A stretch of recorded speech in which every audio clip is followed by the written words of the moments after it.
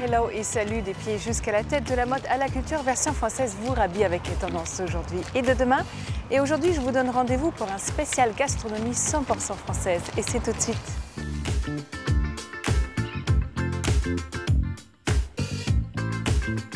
Blanches et légères comme un nuage, les meringues de la Meringuée accueillent crème subtile et fruits colorés, un plaisir pour les yeux et les papilles. Le roi de l'illusion et de la gourmandise, c'est le chef pâtissier Cédric Grolet.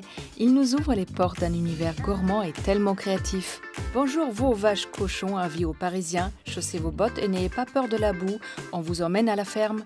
À l'heure du goûter, c'est cookies pour tous grâce à Claire et Julie. Des jolis palais chocolatés qui donnent l'eau à la bouche. Bon pour la tête, beau pour les yeux, le tout en version 100% gastronomique. C'est Point de Vue.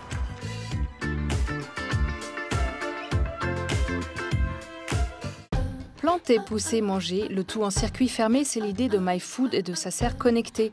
Retour aux sources et autosuffisance alimentaire sont les maîtres mots d'un concept écolo et durable. Aquaponie et permaculture fricotent sous la verrière pour vous fournir fruits, légumes et aromates toute l'année. C'est un grand oui. Sous cette grande halle se cache une soixantaine d'artisans de bouche et de commerçants avec chacun leur spécialité. Ce haut lieu de la gastronomie lyonnaise était autrefois le marché de prédilection du chef Paul Bocuse qui vient ici approvisionner. Nous, on n'est pas chef, mais on a bien envie d'aller y faire un tour. Après l'émission de radio, le livre. Et cette fois, on va y déguster la France en 431 pages. Quelle est la différence entre la moutarde de Dijon et celle à l'ancienne? Faut-il manger la peau du saucisson ou dans quelle région trouver les meilleurs beignets? On en a déjà l'eau à la bouche. Nous, on déjeunerait bien avec Gaudry et ses amis. Aux portes de Paris, on peut trouver de gros chaudrons en cuivre dans lesquels mijote une délicieuse mixture qui deviendra confiture. Ici, que des fruits de saison, pas de produits chimiques et du sucre de canne non raffiné qui donneront la base parfaite à l'élaboration de recettes surprenantes. Nous, c'est tomates jaunes et poires pochées pour le petit déjeuner.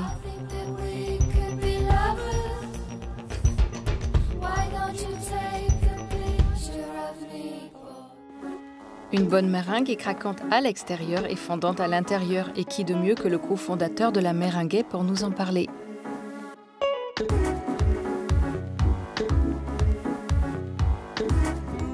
Aujourd'hui, on s'intéresse à une gourmandise culte. Très légère.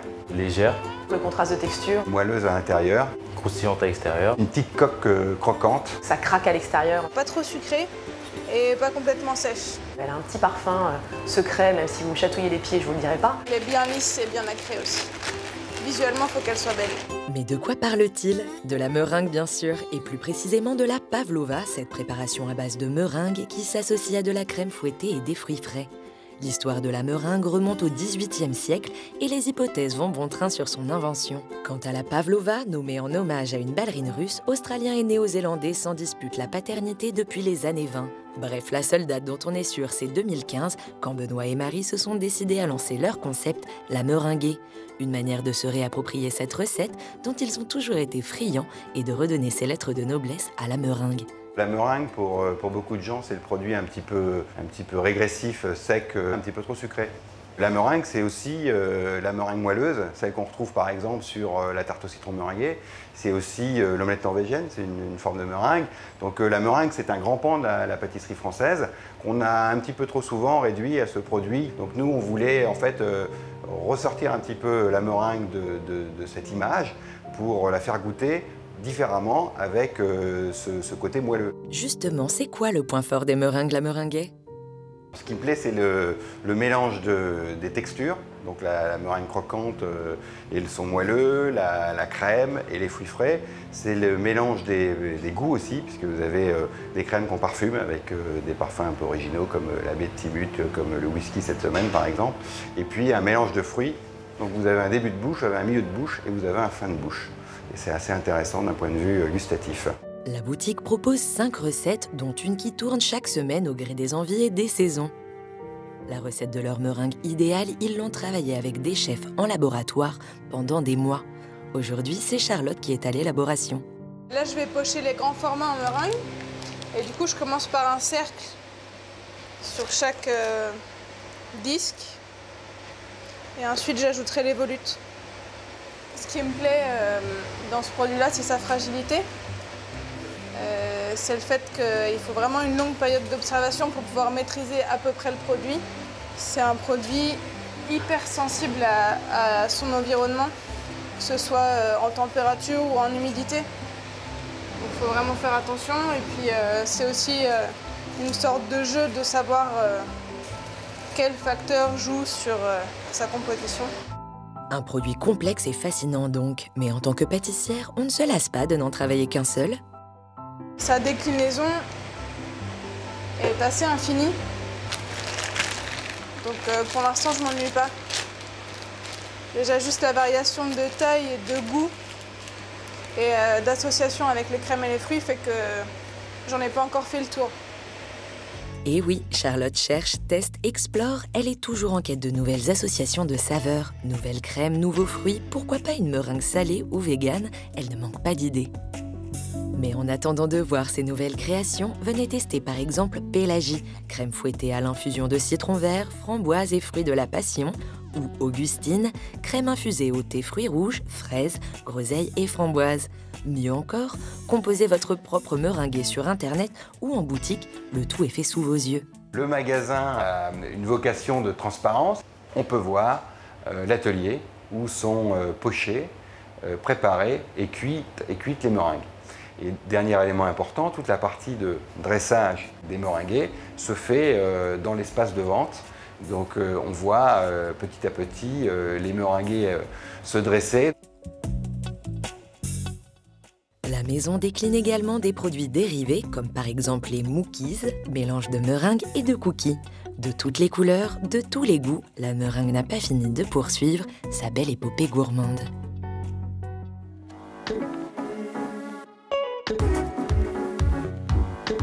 Que serait le Meurice sans les exceptionnelles créations du jeune chef pâtissier Cédric Grolet, découverte alléchante et enchanteresse.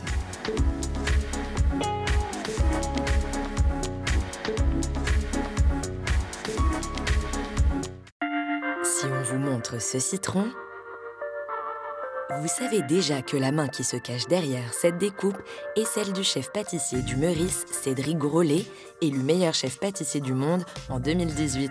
Rien que ça. Le chef enchaîne les récompenses et a même étendu les cuisines du Meurice à un laboratoire boutique. En plus de déguster son tea time dans le célèbre palace, on peut maintenant repartir avec son citron et le déguster plus tard. Citron, tarte framboise, figue, Paris-Brest ou autres gourmandises, Cédric Grolet est un véritable ambassadeur de la cuisine française. On a vraiment beaucoup de chance, nous les Français, d'habiter en France et surtout à Paris. On a une culture générale sur la pâtisserie qui est incroyable. Depuis tout petit, depuis que je suis né, mon grand-père, mon arrière-grand-père, on a toujours vécu dans la pâtisserie. Et je trouve que la pâtisserie, depuis qu'elle a commencé, elle a évolué grâce à plein de chefs pâtissiers. Et c'est ce que j'essaye de faire aujourd'hui, de faire avancer toute cette culture de pâtisserie française. Des classiques de la pâtisserie, mais qui s'adaptent aussi au palais moderne. Et aujourd'hui, on a la possibilité de conserver les produits avec très peu de sucre. Et ça, c'est l'objectif, c'est d'aller affiner le produit tout en gardant, comme un Saint-Honoré, je prends ce côté original du produit quand je l'ai appris quand j'avais 14 ans, 15 ans à mon apprentissage. Aujourd'hui, j'en ai 33 et j'essaye de l'affiner et le mettre à un goût plus précis, plus net, plus efficace.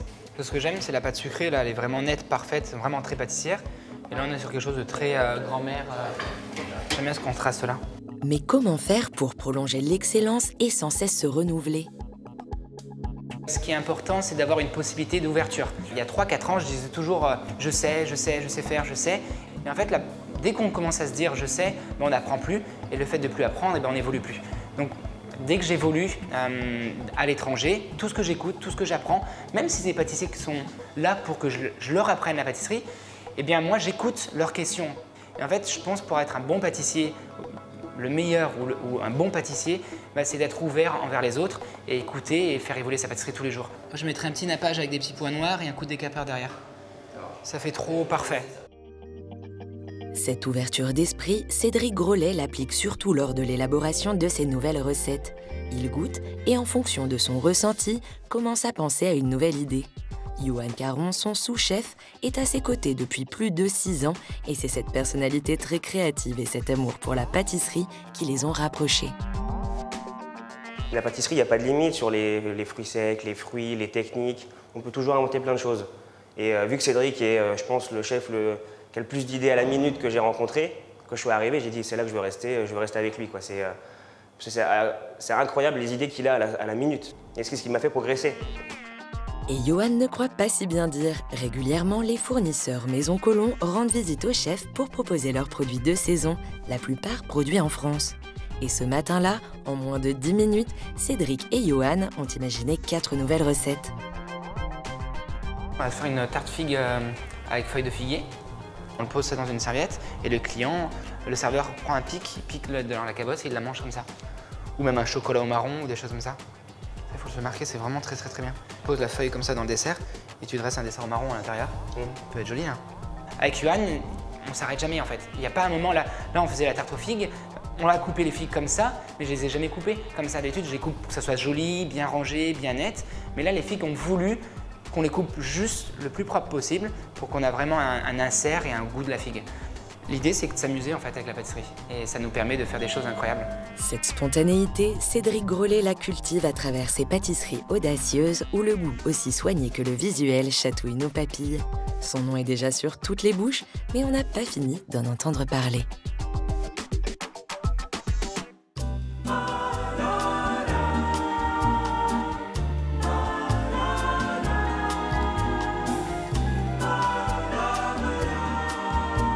Bonjour Cédric. Bonjour Katharina. Parfois vous dites, quand j'enlève ma veste de cuisinier, je suis quelqu'un d'autre. Et le Cédric avec la veste de cuisinier, alors c'est qui exactement, Cédric Grolet? Le travail de métier de pâtissier, je le fais depuis tout petit et c'est quelque chose qui est très important dans ma carrière, dans ma vie et dans ma vision de voir les choses. En fait, j'ai toujours appris que le travail, c'est le travail et la vie privée, c'est la vie privée, de jamais mélanger les deux. Donc j'essaye de différencier ces deux personnes. Pourtant, vous n'étiez pas toujours l'élève le plus concentré de la classe. Quand on revient un tout petit peu en arrière, on sait que l'école, ça a été compliqué, mais dans votre famille, on aimait les bonnes choses, la cuisine, et notamment votre grand-père vous a donné en quelque sorte votre vocation. Dès que c'était manuel, j'étais toujours à fond, le premier, et j'adorais ça. Et mon grand-père a commencé à me prendre avec lui en cuisine pendant ma période de vacances. Et ça se passait extrêmement bien. Mon grand-père était extrêmement dur. Et tout le monde avait peur de lui. Et moi, en fait, je trouvais ça super intéressant, sa vision de faire les choses, sa vision de cuisiner, sa vision d'être, en fait. J'adorais ça. Et donc, du coup, j'étais toujours avec lui petit. Quand j'ai commencé à pâtisser, c'est quand j'ai commencé à goûter une glace vanille. C'était pour moi comme une étoile, en fait. Comment s'est fait une étoile? Quand j'ai mis ce doigt dans cette glace vanille, je n'arrivais pas à la tenir parce qu'elle glissait. Je n'arrivais pas à la récupérer dans cette machine immense. Et j'ai commencé à faire petit à petit des gâteaux à la maison, acheter des moules, acheter n'importe quoi. Et mes parents n'en pouvaient plus des gâteaux dans tous les sens. Et petit à petit, la pâtisserie est venue. Et du coup, pourquoi vous êtes spécialisé en pâtisserie? Quelle est la différence fondamentale entre un cuisinier et un pâtissier? En fait, je trouve que la pâtisserie, c'est extrêmement raffiné, extrêmement coloré et des possibilités beaucoup plus longue dans le temps. Ça veut dire une pâtisserie, ça reste éphémère, il y a des pâtisseries de restaurants, c'est éphémère, mais un cuisinier, je trouve qu'on mange parce qu'on a faim, parce que c'est le corps humain, il a besoin de manger. Une pâtisserie, c'est le côté un peu... gourmandise. Voilà, c'est le côté, le petit truc en plus. On n'est pas obligé de manger une pâtisserie, en fait. C'est un luxe, c'est avoir une possibilité de se faire plaisir à quelqu'un. Et je suis quelqu'un qui aime énormément les couleurs. J'adore les textures, les couleurs, les contrastes. C'est le côté artistique dans mes desserts que je peux mettre et que dans la cuisine, je ne pouvais pas mettre. Je suis extrêmement à l'aise avec le sucre. Vous êtes à l'aise avec le sucre, vous êtes aussi à l'aise avec le visuel. Comment, par exemple, vous est venue l'idée des fruits, de trempe-l'œil des fruits? En fait, quand j'étais petit, je mangeais énormément de fruits. Mes parents m'ont éduqué vraiment sur des choses relativement très simples. Et au lieu de me donner des gourmandises, ils me donnaient des fruits. Quand j'ai commencé à arriver chez Fauchon, j'avais 20 ans, j'ai commencé à sculpter les desserts. Et non les fruits, mais des desserts. J'ai fait des carrés, des ronds, j'ai fait plein de trous dedans, j'ai fait plein de choses. Et un jour, je me suis dit, mais tous les pâtissiers de la Terre font des desserts aux fruits, mais qu'est-ce qu'ils font? Ils achètent les fruits, ils les mixent et ils les mettent dans des couches et on ne les voit plus. Et je trouve qu'un fruit, visuellement, c'est beau. Et en plus, ça m'a permis de représenter la saison sur le côté visible et sur la dégustation. Et maintenant, c'est un jeu pour moi, c'est vraiment un jeu. La pâtisserie est un métier très exact. On doit vraiment suivre un cahier de charges, des mesures, on doit peser, tout. Comment garder la fraîcheur, l'imprévu, l'accident? Quand je vois les cuisiniers au Meurice et qui et cuisine quelque chose. La viande, ils ne la posent pas sur la table, ils disent c'est 3 minutes et c'est cuit. Ben, c'est la même chose pour mes cerises. En fait, j'essaye de m'adapter à ce que la nature me donne et je cuisine de plus en plus mes desserts. Après, le physique, là, oui, doit être vraiment très très important. La cerise, elle doit être tout le temps pareil, glacée de la même façon que le glaçage tienne. Donc là, c'est complètement autre chose. Mais en fait, j'allie le côté cuisinier et le côté pâtissier et j'apprends des cuisiniers pour arriver à faire évoluer ma pâtisserie. Cédric, quand on est dans l'excellence comme vous l'êtes et quand on est dans des métiers créatifs de toute façon, plus ça va, plus on va vers l'épure. Comment garder l'innovation tout en épurant vos créations? Mais en fait, je pense que dans la vie, les choses les plus simples, c'est le plus difficile à faire. Une très très bonne tarte aux framboises, avec 2-3 recettes à l'intérieur, c'est extrêmement bonne, très bien cuite, très bien foncée, avec des bonnes framboises, avec surtout le bon assaisonnement, et c'est ça qui va faire la différence. C'est d'avoir, on le met en bouche, et là, ça va provoquer des souvenirs. Quel est votre dessert préféré du moment? Je pense que c'est la nouvelle noisette que j'ai créée. Vous pouvez me décrire la sensation en bouche quand on la mange? C'est comme si on décrochait une noisette dans un arbre. J'avais envie de dire aux clients, fermez les yeux, mangez cette noisette, et vous êtes dans la forêt en train de croquer cette noisette, mais elle a ce côté encore plus agréable. Merci Cédric. Avec plaisir.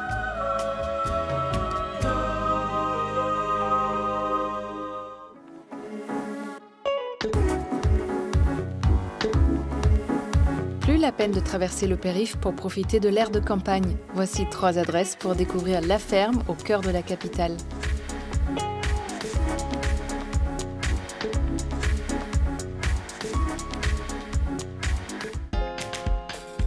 Repérage, c'est votre rubrique dénicheuse de bons plans parisiens. Cette semaine encore, on a marché, couru, rampé, arpenté, cheminé, exploré pour vous proposer une balade parisienne sur le thème de la ferme. Suivez le guide. Et que vous nous croyez ou non, notre balade commence à la ferme pédagogique de Paris, située au cœur du bois de Vincennes. Ici, vaches, chèvres, dindons, truies ou encore oies vous attendent. Elle a pour but de présenter aux Parisiens ce que c'est qu'un élevage, ce que peut être un élevage d'agriculture biologique. Et donc on crée un lien en fait entre le citoyen et les éleveurs. Et cette ferme fonctionne comme une véritable exploitation agricole. Les visiteurs sont même invités à des ateliers, comme par exemple pour la tonte des moutons, mais pas que. Des ateliers thématiques sur l'alimentation durable, le gaspillage alimentaire, des ateliers de jardinage et aussi des ateliers liés à la création d'une parcelle de permaculture. Les fruits et les légumes de la parcelle sont ensuite utilisés pour les repas partagés. Et ce projet de ferme pédagogique risque bien de se développer dans d'autres endroits de la capitale. Et on crée aussi des fermes dans Paris, des petites fermes de 2000 m². Vu que la ferme a une vocation pédagogique, elle ne vend pas de produits, mais qu'à cela ne tienne, direction maintenant le 11e arrondissement de Paris. Ici, pas d'animaux, mais des produits issus de l'agriculture paysanne et de la pêche artisanale. Légumes, crèmerie, poissonnerie ou encore charcuterie traiteur, leur point commun, c'est l'amour du produit. Point positif, on peut même y passer à la pause déjeuner pour un sandwich au jambon fumé. Direction maintenant le 18e arrondissement de Paris, dans le quartier de la Goutte d'Or, à la découverte de la première laiterie de Paris.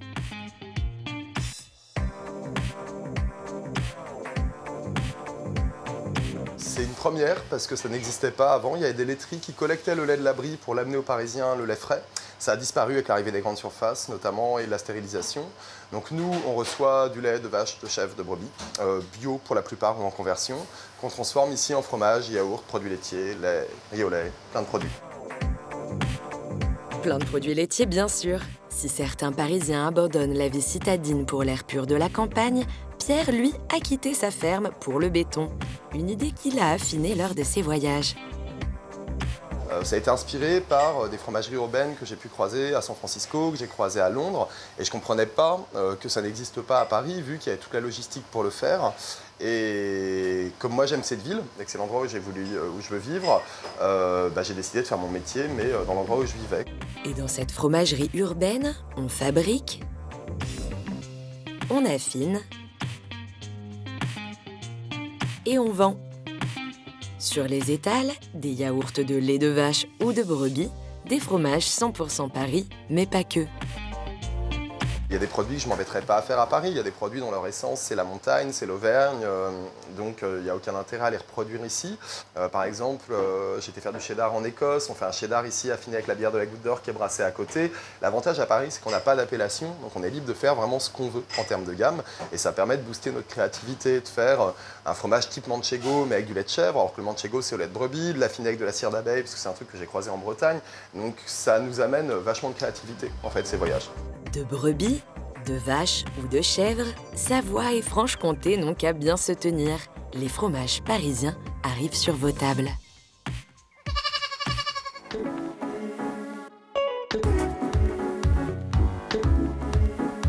Quoi de plus Frenchy que les cookies de Claire et Julie, obsession monoproduit pour les deux amies qui ont mis leur talent au service des biscuits. Miam.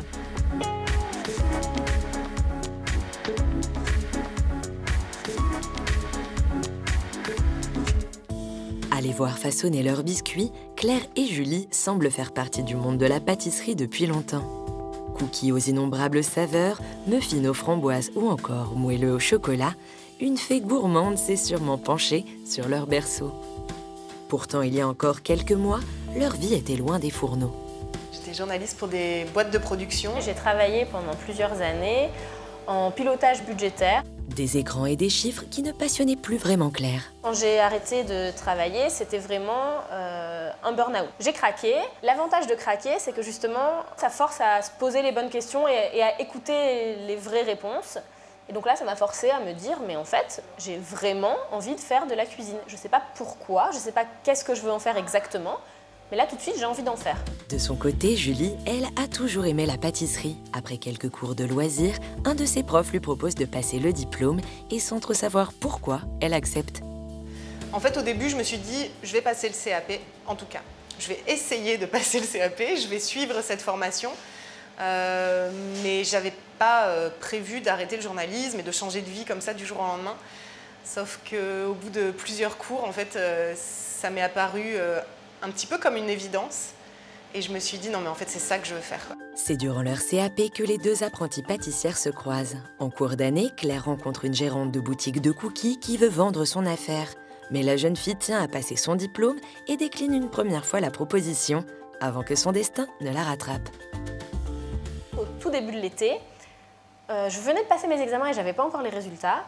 Elle m'a recontactée en me disant que son projet de vendre avait pris du retard. Pour pouvoir accepter cette opportunité-là, je ne voulais pas le faire seule. Je voulais absolument m'associer. J'étais en vacances en Corse et j'ai reçu un appel de Claire. Et puis j'étais au fin fond du maquis, ça captait pas. Donc je me suis dit, bon, je la rappellerai plus tard, ça ne doit pas être urgent. J'ai fini par écouter ce qu'elle m'avait laissé comme message. Je lui ai dit, laisse-moi tranquille, je suis en vacances. Et puis, t'es complètement folle, jamais on pourra acheter quelque chose en plein Paris. Mais heureusement, Julie partage ce petit grain de folie avec Claire et les deux rêveuses se lancent dans l'aventure.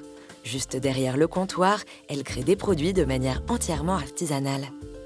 À titre personnel, c'est le mot, je pense, qui veut tout dire en fait, dans ma reconversion. Dans ma vie professionnelle d'avant, à un moment donné, je me suis rendu compte que une des choses qui me posait problème, c'est que mon corps ne servait à rien, si ce n'est à me déplacer. Et là, la dimension créer, fabriquer quelque chose est très importante pour moi et donne du sens et représente quelque chose de concret. Mais le faire pour de vrai avec les mains, être obligé de mobiliser des muscles qui ne nous servaient à rien, par exemple pour porter des paquets de 25 kg de farine ou autre, mais c'est chouette. Les cookies restent le produit star de la boutique, mais Claire et Julie développent toute une gamme de biscuits. Le brookie, mélange de brownie et de cookies, ou encore des macarons à l'ancienne sans gluten, autant de gourmandises qui séduisent les becs sucrés. On vend à des professionnels, on vend à des épiceries fines. En fait, nos biscuits sont référencés dans certains magasins. On livre des restaurants également. On est au Printemps du Goût depuis peu. Donc ça, c'est assez classe, quoi. Depuis peu, les deux pâtissières proposent aussi des quiches, salades et soupes pour le midi, avec toujours pour maître mot du fait maison et de la générosité. On a vraiment envie d'un produit gourmand. Parce qu'on est très gourmande, ouais, toutes les deux. C'est un problème parce qu'on est très tentés en fait. Mais c'est cette tentation qui leur a fait franchir le pas. Un peu de courage, une dose d'ambition et beaucoup de passion, c'est certainement la meilleure recette pour démarrer une nouvelle aventure.